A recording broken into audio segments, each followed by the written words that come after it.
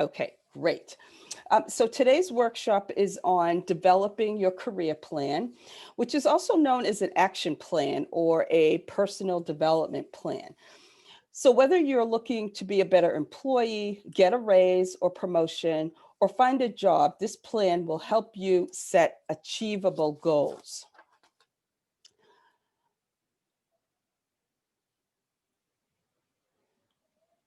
So before we begin, I just want to take a second to give you a few housekeeping announcements. All lines will be muted throughout the presentation. I will open it up for questions at the end, and we can all unmute at that time.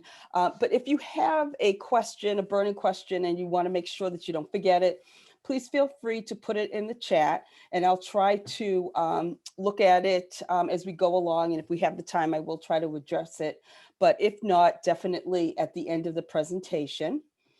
A recording of today's presentation will be sent to all participants, so you can feel free to just sit back, relax, and focus on the material. The recording will also be posted on Tailored for Success's YouTube channel.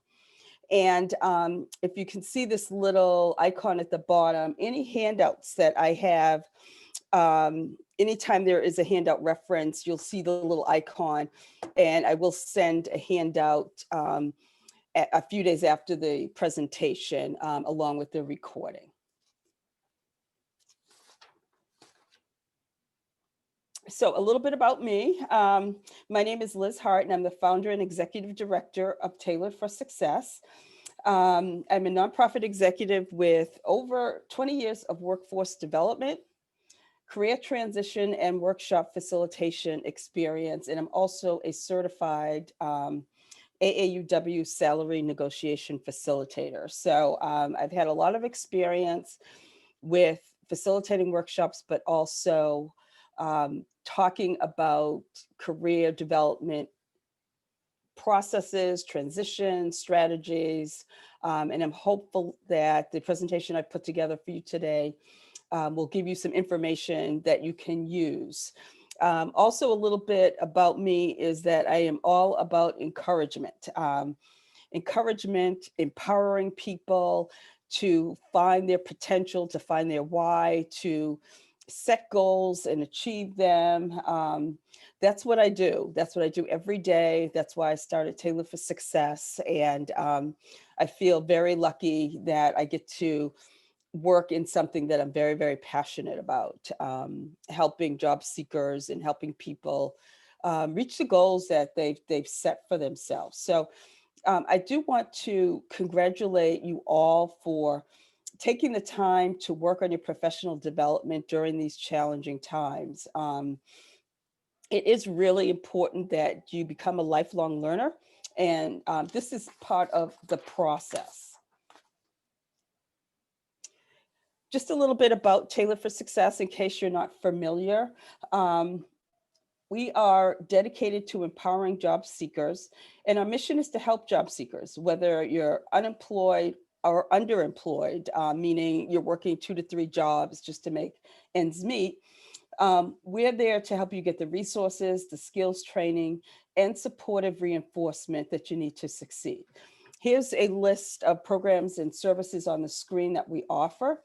Today's webinar is part of our Reimagine Your Career series that is specifically developed to help job seekers during these challenging times brought on by the COVID-19 pandemic. Please feel free to check out our website for more information. And please suggest us to friends or family members that you know who might find our services useful. We are a nonprofit organization, and 100% of our programs and services are delivered free of charge. I don't know if you've ever seen this quote before or heard this quote before. If you plan to fail, if you fail to plan, I always say it wrong, I'm so sorry. If you fail to plan, you plan to fail, by Benjamin Franklin. Basically, though, the point of this is that the lack of planning can be costly. So let me ask you, and you could put your answer in the chat, why do you think that most plans fail? And I'll give you just a few minutes to do that. If If you fail to plan, you plan to fail. Most planning fails when it's not integrated into daily activity. That's why most plans fail. By the end of today's webinar, I hope you will see the value of planning and monitoring that plan. So let's jump in. Think of a career development plan as a roadmap. So if you're using the metaphor of planning a vacation, there are many things that you would need.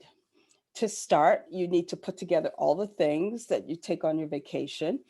You'd have to figure out where you want to go, so your destination, what you'll need to get there, which might be obstacles that you may have to overcome, what you'll need to bring with you.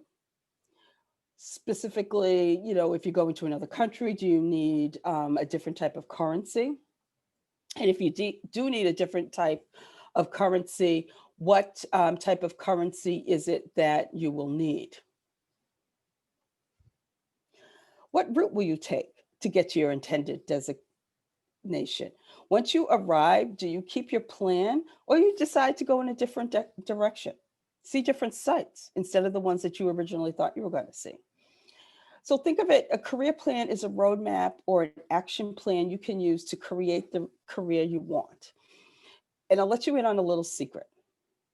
It's up to you, not your boss, your supervisor, your professor, your friends, your colleagues, to design the best career for you. Only you can design the career that's going to work for you, your circumstances, your hopes, your goals, and your plans.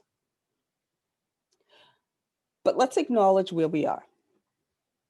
2020 was a challenging year, but it's a new year, 2021. We're starting fresh. No matter if you're unemployed due to the pandemic or want a better career, need more money, more challenges, or more fulfillment in your work, every day is a fresh start and you just have to begin. Sometimes beginning is the hardest thing to do, but they say a journey of 1,000 miles starts with a single step. So just take that step and just begin. Let's look at the steps or the route that we will use to make a career development plan. Like I said, a career development plan is a personal action plan you can use to create a roadmap for your career. We will cover each of these steps, but understand that to do this right, making a career development plan will take some work. This is not a quick fix in terms of your career. It's not a magic bullet that's going to get you to your dream job right away. It's going to take a little bit of work, but the work that you put in up front will pay off in the end. So the first step is reflection. With every roadmap, you need a starting point. So think about where you are in your professional life. The second step is research. You need a destination. Where do you want to go? And that all important route to take you there, that's the research. The reflection part and the research are really, really important because this will set the stage for the next two, which are review and measure. Reflection can take you in a lot of different directions. The research can too. But again, you need to take the time to put into these steps. And we're going to go into each of these steps in more detail in just a few minutes. But I don't want to underestimate and leave you with the feeling that this is going to be quick. It may take you a couple days, a week, depending on, how much time you can devote to it. But it's really important, just like with planning a trip, to decide, do you want to take a trip and be around snow or cold, or do you want a hot vacation in a warm climate, whatever. And the research that it takes to do that is really important. The third step is the review. So all of the research, all of the planning, identify any skill gaps that you have and do some goal setting. That's the review part. Again, a very important part of the step. Lastly, we're going to measure your progress. Adjust your route if necessary and celebrate any accomplishments. Just like when planning a trip, if you take the time to figure out everything that will go into making the trip a success in the beginning, if there are any obstacles or unforeseen events, you can easily deal with them because you've been prepared. And again, I want to remind you that the slides and the recording will be sent within 48 to 72 hours after the presentation. So let's dig in. Step one, reflection. This is the starting point. If you start right, you'll end right. So again, grab a cup of coffee, maybe a cup of tea, get comfortable, and give careful consideration to this first question. Where are you now in your career? And how did you get there? Think about all the things that got you to where you are now. You want to consider the following questions. What are my past experiences? And what do I enjoy doing? What am I doing now that I want to continue doing, but maybe at a different level? What do I do when I feel most excited or motivated at work? What am I looking for? Am I looking for a new challenge? Maybe some inspiration, excitement? Do I want to switch careers totally and maybe go from the for-profit sector to the nonprofit sector? All of these things you need to consider in this first step of reflection. And you'll need to make lists. You'll need to make the list of all of these things so that you don't forget it. It's really important not to just reflect, think about it, and then not write it down. You've got to write it down in the list because you're going to use all of this as the research that's going to help to build the career development plan. The second step is the research. Where do you want to go? After you've done your reflection, after you've thought about what it took to get you where you are, what places do you want to go? You need to define your intended destination. So research all the jobs or careers you've ever wanted. Just brainstorm at this step. Where would you love to be in 3 years, 5 years, 10 years? If there was nothing holding you back, nothing in your way, whether it's education, family, money, whatever, just brainstorm a bunch of things that you can put, again, on a list. Identify the designation. Include your ultimate career goal. If your ultimate career goal is to be CEO of a small to mid-sized company, director of operations at a large company, or perhaps a CPA, incorporate that into your goal. You can research different careers at websites such as vault.com. And I will send the list of the different websites that I reference in this presentation to you along with the recording. But the Vault is great because you can put in a career that you're interested in and find out requirements, salaries, skills that are required, and identify if you have those skills or you don't have those skills, and if you need to build or develop new skills. So after you've done this brainstorming and you've researched different careers, you need to make a choice. What career designation will you choose? It's very difficult to try and plan multiple things. Going back to my roadmap example, it's easier to plan one trip, one vacation versus several. You need to be focused, but not just focused, laser focused. This is where you develop specific goals related to the career direction that you've decided on. Again, this is going to take some time, so block off some time and give your career planning and research the time it deserves because it's important. This is maybe the most important step. And when you set your goals, you want to make sure that they're SMART. What does SMART stand for, in case you haven't heard this before? Specific, measurable, achievable, realistic, and timely. You need to put together goals that are actually going to get you somewhere. So if you say, I want to be a CPA, well, that's fine, but that's not really a SMART goal. You need to make it specific. I want to be a CPA in a large CPA firm, or I want to be a CPA, but start my own practice within 2 years. That's the measurable part. And is it achievable? Am I good with numbers? Right? And is it realistic at this stage in my career? Can I become a CPA? And you need to put a time deadline on it, because if you don't, it'll just go on and on and on. You need to set some timelines and some milestones to achieving it. So this is not going to be a goal planning workshop, but it is important to remember the benefits of developing SMART goals and when you're planning your career development plan. So if we think about step 3, review. So you put together all of the research, you've done your reflection, you've decided on a career direction, and you know the skills that you need, you know the skills that you don't have, you know what industry you're going to be in. So now it's time to review. How do you reach that destination? Now that you know where you're going, think about the people who are in your network. Who can you ask about this particular career? Who can you network with that can give you some advice, who's maybe gone down this route before, that can help you with some of the pitfalls that may be involved with it?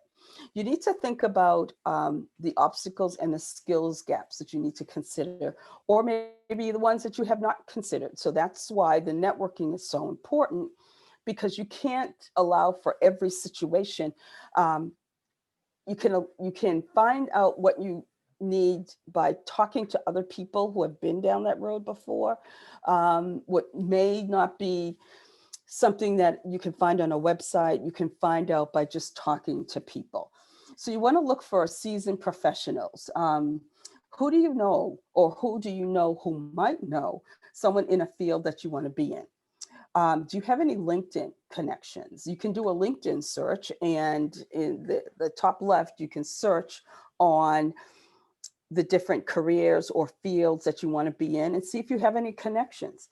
If you're planning to advance your career within your company, say you're already employed, but you just want to advance your career, it may be your current supervisor, a mentor, or colleagues. Now, clearly, you wouldn't tell your current supervisor that you want to look for a job in another company. You can, however, articulate to them the specific skills you would like to develop. So if you want to move into a management position, you can talk to your boss about that and say, you know what, I'm thinking about moving into a management position within the company. Can you help me develop leadership skills? Once you've assembled this list of skills and experiences, you're going to rate your skills and experiences and education against the requirements. You can create a simple rating system, a 1 through 5, with 1 representing no match between you and the requirement, and 5 meaning that you perfectly meet that requirement. The lower the rating, the more time and effort you'll need to put in developing or improving that skill. And like I said earlier, I will have a handout for this one. So how do you close that gap to reach your intended destination? Identify the gaps, determine any patterns. There might be some patterns that you uncover with this review that you hadn't thought about before. And so you want to identify all of these areas where you have determined that you have a development gap. Look for common skills and experiences and put them together in a group. You will likely begin to notice patterns or skill experience you have a solid background in, and the ones that need further development. There are many websites where you can take a free career assessment if you're unsure. So you're doing all this review and you're still really unsure, or even if you need to just double check things, right?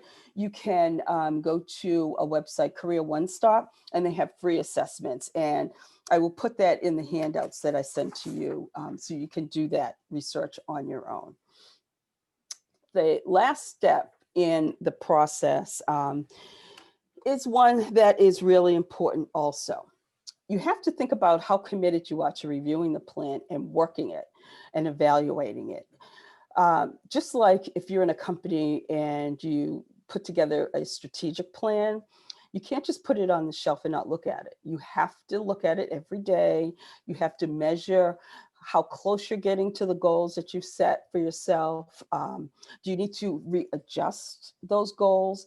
And, it doesn't really matter if you're a paper planner person or you like to keep all of your to-do lists and monthly planning on a computer or paper. This all has to be written out somewhere that you can review back to it. And you have to reference it daily. So that's where that measure and the reviewing comes in, is that every day you need to look at the plan. How close am I? Is there something that I needed to do today, this week, this month, to get me closer to the goal that I'm trying to set? You have to be ready to make the plan a part of your daily activity. Um, this involves taking a list of skills, the education, experience that you want to gain over the next few years, months, whatever, and create that concrete plan and then put it on your daily to-do list, your weekly to-do list, your monthly to-do list, so that it's incorporated into your daily activity. So you're going to look most of the time at your daily to-do list to see if you need to call somebody, if you have a meeting with somebody or whatever. But part of that is there a course that you need to take? Is there someone that you need to reach out to in a particular field? Well, if you don't put that in your daily to-do list or weekly to-do list, however, and some people like to plan daily, some people like to plan weekly, so they see their whole week in front of them. Some people like to plan monthly. Whatever works for you is what works for you. I can't tell you, and I've often been asked, which is better, daily, weekly, monthly. Whatever is good for you is what works. If paper works for you and planning on a computer does not work for you, stick to the paper, because that's what worked. Because the end goal is that you find a method of tracking your time and staying on top of things that works for you. It may be different from somebody else's, and you may get a little kidding about, oh, I can't believe that you're still old-fashioned and you're using a paper planner. Well, you know what? If it works, it works. I knew this high-level executive once who ran a multi-million-dollar nonprofit, and her planner was one of those cheap little planners that you could get like at Staples, and she kept everything in there, and it looked like how could you run this multi-million-dollar agency with this little paper planner that you probably got for $6.95 at Staples? But for her, it worked. It absolutely worked. So why change what's worked? If it's not broke, don't fix it. So whatever it is, use it and make the commitment to reviewing it and working it and evaluating it on a daily, weekly, monthly basis, whatever works for you. So I wanted to show you what a completed career plan looks like. So if you're wondering, how do I put all this together? This is what it can look like, or it could be different. Again, whatever works for you. I think this one is a really simple one. You can see over on the left, who are you? So the person has listed all of their skills, all of their accomplishments, what makes them what they are. This person is analytical, driven, ambitious, inquisitive. What education does this person have? This person wants to list that this person has a master's in chemistry, PhD in computational chemistry, whatever. It could be that you got an associate's degree from a community college. It doesn't matter. This is your plan. So it doesn't have to impress anybody, right? It's just a place that you can put everything in one place so that you can remember. You could even make a screensaver of what your career plan is and look at it every day, if that works for you. If you look again a little bit below education, you'll see that this person has put down their educational background, things that they have done. Personal preferences is important. So being involved in a competitive environment with opportunities to perform is important to this person. So you don't want to forget that. Your values are extremely important. When you're looking to switch careers or find a position in another company, you need to make sure that the company's values and the company's culture matches yours. Okay. So have a place in your career plan to list your values so that you can keep it top of mind. If you have any limitations, if you have a language barrier, if English is not your first language, or if you have a disability of any kind, you want to list that too, so that you make sure that you don't forget that and account for that. It's not something that's going to hold you back, but it's just something that you need to account for. So if you look at just under my goals, the current competencies, skills, knowledge, experience, you want to list all of those up. And then with the research that you did and the review process, you want to look at what needs and skills are required for the job or the future job that you want to get. So that you're looking every day at what you need to develop. You may need, like this person, to gain exposure to company strategy, to add day-to-day performance management. You may need to develop computer skills, a certain software, or how to be more adept at using Excel or something like that. Have an action plan. So the main goal here is to develop plan to utilize the person's MBA placement as an opportunity to experience and demonstrate ability or potential to a future employer or employers. Investigate trading ability in other sectors and other than banking, etc., that they can go into. So that's the big goal. That's the ultimate goal that this person is looking at. And so to make it smart, you have to break it down. So this person has set out short-term goals, mid-term goals, and long-term. Short-term could be 3 to 6 months, 2 or 3 weeks, whatever it is, whatever short-term means to you.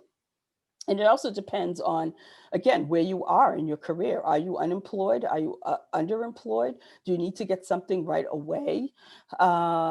Just depends on, your timeline. So in this example, the person wants to secure a position with opportunity for progression on demonstration of their ability. How? Visit brother in Canada, support younger brother in developing surgery plans, okay? Midterm plans, 2 to 5 years, develop into a senior role. I would even take this a little bit further and put in action steps to it. Apply for a certain position. Maybe this person is already employed, talk to supervisor, whatever. Confirm their commitment to long-term relationship. Long-term goal, 5 years, 10 years. In the beginning, way back before COVID, people were planning 5 to 10 years. I don't know if that's necessarily the best way to go now, because the labor market and the economy changes so quickly. I would stick with, 3 to 5 years, with 5 years being, a really, really long time. I wouldn't go out longer than 5 years, because you know that things are going to change. Things change very, very quickly. So this person's long-term goal is to head a business unit, venture, and support family situation. So whatever your career goals are, put them on paper or put them in a Word document, Excel spreadsheet, whatever you use, put it down so that you can look at it every day and you can refer back to it when needed. So to sum up everything, if you fail to plan, you plan to fail. Yes, there's a lot of work involved with putting together a comprehensive career development plan, but if you start right, you'll end right. And, like I said before, you're the only one that can design a career that's going to be right for you. So you have to put in that time. Sometimes if you look at other people, and I don't, encourage comparing yourself to other people, but if you look at other people whose career seems to be on track all the time, they seem to be getting promotions, making more money, or they're working in their area of expertise or what they're passionate about.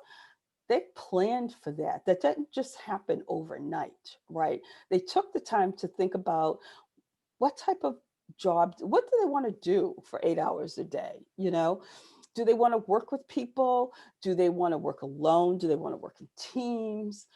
Do they want to work with animals? Whatever it is that's going to make them happy, they wrote all that down and they started to put together goals to get to that point, right?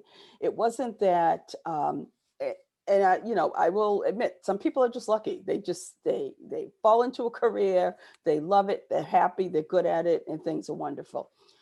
But that's not the way it is for the vast majority of us. We have to take the time to plan, and we have to look at our plan and work it and remain committed to it, and be able to readjust if we have to. The plan should not be something that is set in stone, right? Things can change. Like, clearly, we have seen over 2020, a pandemic can happen. Maybe your career goal was to open up a restaurant, and now that has to change, because of the pandemic. So you have to be able to make your plan flexible enough that if you need to pivot, you can pivot. Okay. Don't be so laser focused, like I said earlier, that you can't adjust if you need to. That's why it's important to look and review your plan on a regular basis, so that if you have to pivot, if things are pointing towards a change in the economy, a change in the way businesses are running, that you can pivot and you can adjust like that. So to summarize everything, just like with planning a vacation, you have to follow the roadmap. And I've broken it down into these 4 simple steps, but clearly they're not simple. They're going to take some time. You're going to need to reflect on where you are. How did you get there? Where do you want to go? What do you like? How do you want to feel every day when you're pursuing that career? You want to do the research that's necessary. You want to reach out to your network. With everything being virtual now, networking is more easier, and will serve you much better than I think it ever has before. Because before, you go to a networking event, you may travel a half an hour to get there. You stay at the event for 45 minutes to an hour, and then you have to travel home. And you may or may not have met someone who could help you advance your career, or who you could help, because networking goes 2 ways. But now, through the power of the virtual reality and LinkedIn, you can identify somebody with whom you want to network with. And so I always make a point to tell people that if you are networking with someone on LinkedIn, you don't just connect with them for the sake of connecting, right? If you see that someone is your first or second connection, you want to put a note in there to let them know why you're connecting. Because if they're like me, they're not going to connect just for the sake of connecting. Okay. I don't want to have 500 plus connections and not be able to call on somebody if I need them. There has to be a reason why. And I think most seasoned professionals and most people who have, 500 plus connections are like that.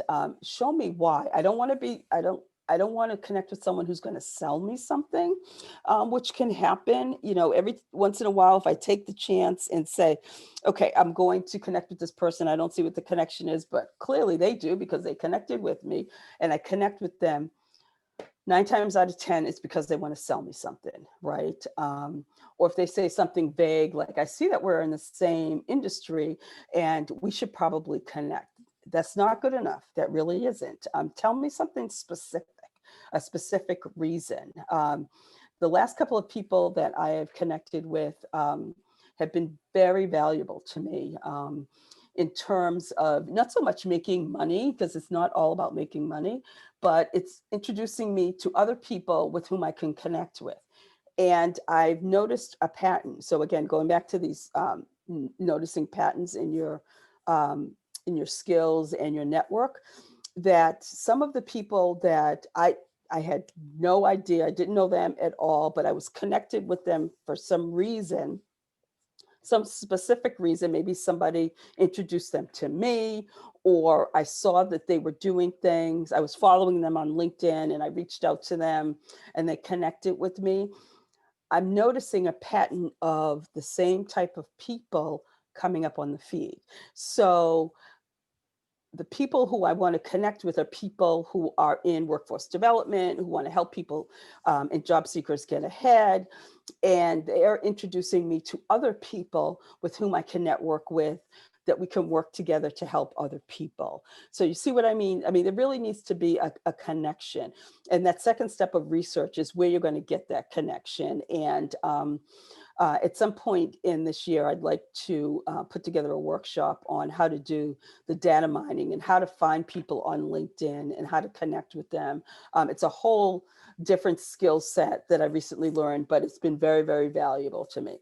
And so again, step 3, you're going to review all of this information. However you want to put it together, whether it's in a spreadsheet or pieces of paper or documents on your computer, in your Google Drive, whatever, review it all and decide what you need to do to get you to your career goal. Set those goals, make sure that they're smart, and then don't forget to measure. Don't forget to review on a weekly basis, monthly basis, whatever works with you. I suggest daily, because it's almost as if out of sight, out of mind, right?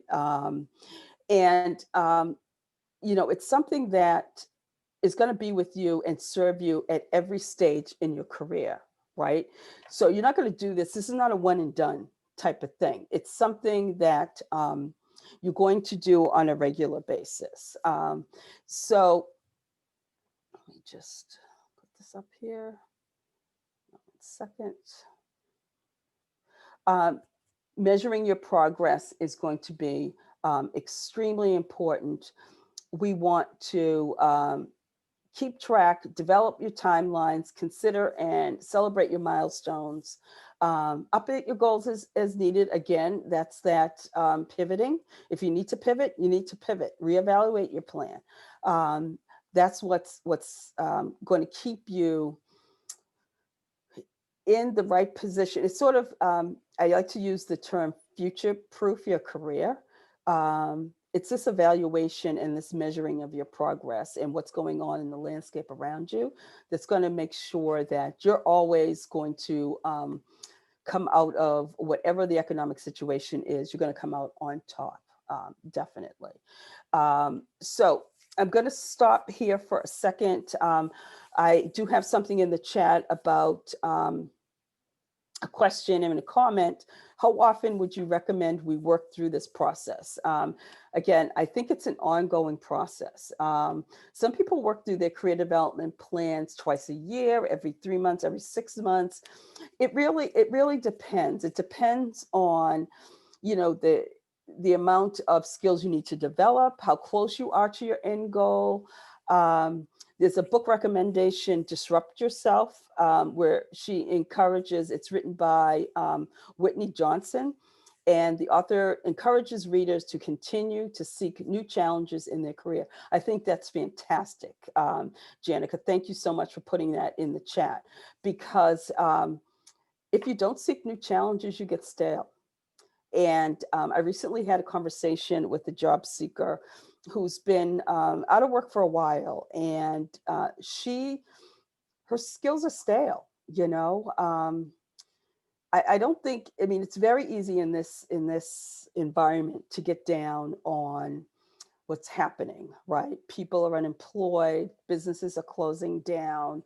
etc. And it's very, very easy to get down, but you have to kind of push yourself and make yourself take a class, maybe a free class, or something. If you're lucky enough to have the LinkedIn plan where you can do LinkedIn learning, learn something new just to give yourself a reason to get out of bed in the morning, right? Step out of your comfort zone. This week I went on a call where um, I really thought I was just going to be able to sit in the background and not say anything. And I stepped out of my comfort zone, turned on my video and started to chat with the people on the call. And it was very, very valuable. And it helps to know that there are other people in the same situation. So if you know of a maybe virtual coffee that you can take part in, I encourage you to do that. I encourage you to be around people who can help you or who you can help, because sometimes when you help other people, it also helps you, right? So, so think about things like that. I want to thank you all for joining me today, and give you a little preview of what's coming up next. Um, my goal for 2021 is to have a workshop every other week. And I'm really excited to announce that the next workshop will be Friday, January 22nd from 2 to 3:30. And it will be hosted by PricewaterhouseCoopers, or PwC, as we like to say.